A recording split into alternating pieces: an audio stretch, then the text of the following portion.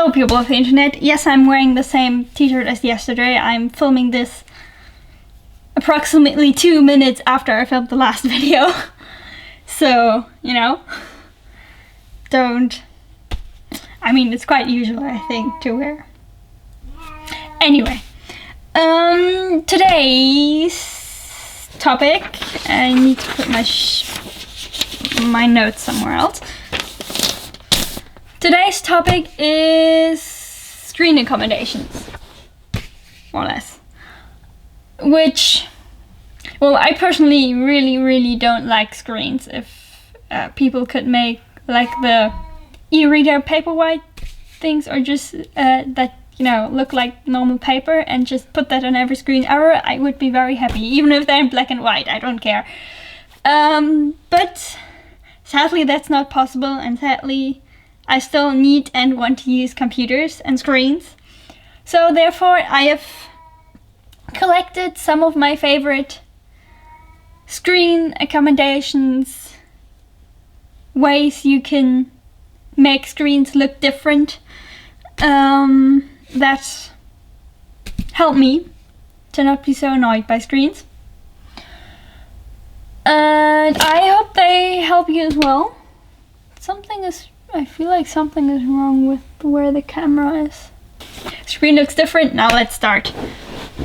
So the first thing that I think a lot of people know as well is the Whitepoint, which can usually be found in the accommodation setting, and basically, well, it makes the screen darker than, you know, the darkest setting on the normal screen brightness setting. And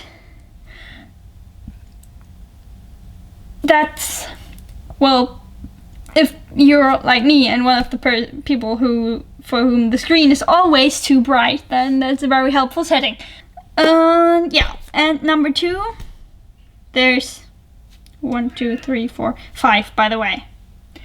And number 2, anyway, is Coulour Invert, which most things that are screens have as well, I think.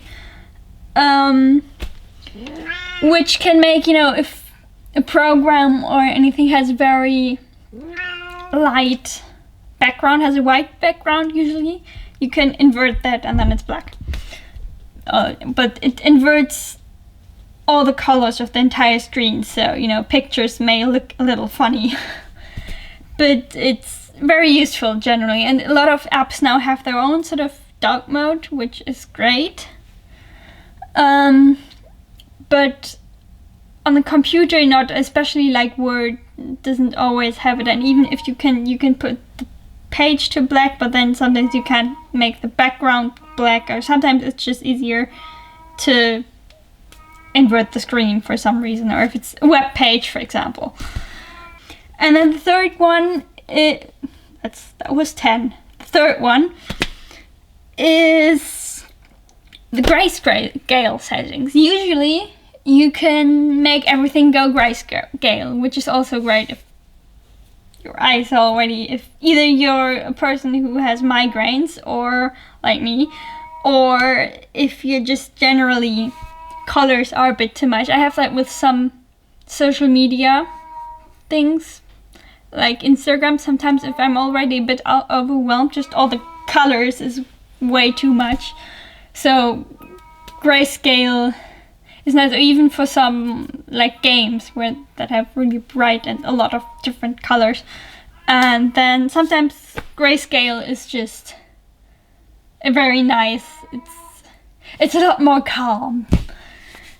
But I mean, I wish some game developers would consider that people may use grayscale, because sometimes you can just not tell things apart anymore, which is very annoying. But anyway, and then number 4 is a screen reader, actually, because sometimes you just can't look at the screen, but you still need to read something on that screen or something, and then, well, they're very useful, you know, even if they're sometimes a little strange with their intonation. But hopefully the linguists and software developers are working on that.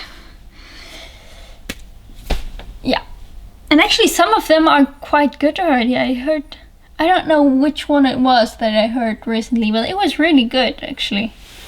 So yeah, they're getting better. We're getting there.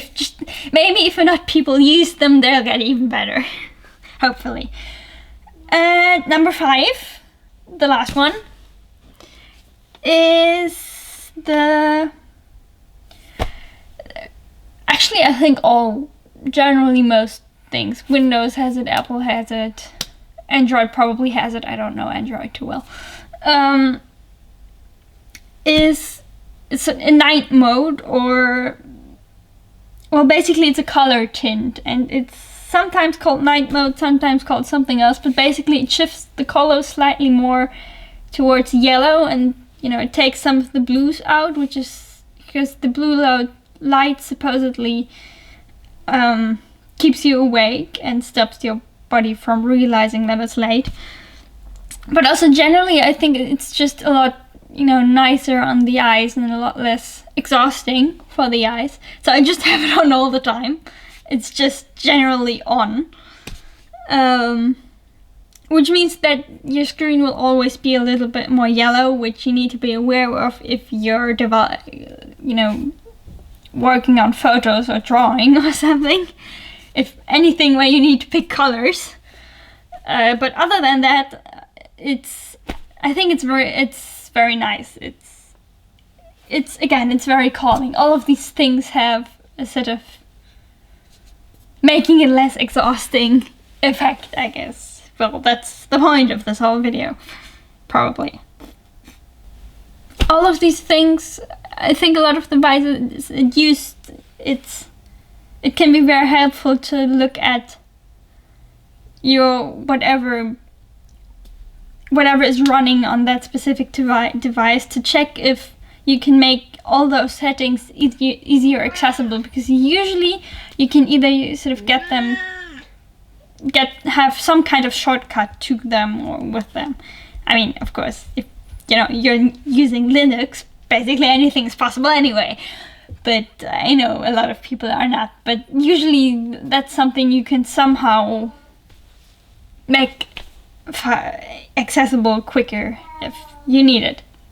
So yeah, that was my 5, not 10, 5 things, screen accommodation hacks, tricks, things that help me a lot, and I'd very much appreciate it if anyone knows anything else that tell me, preferably in the comments.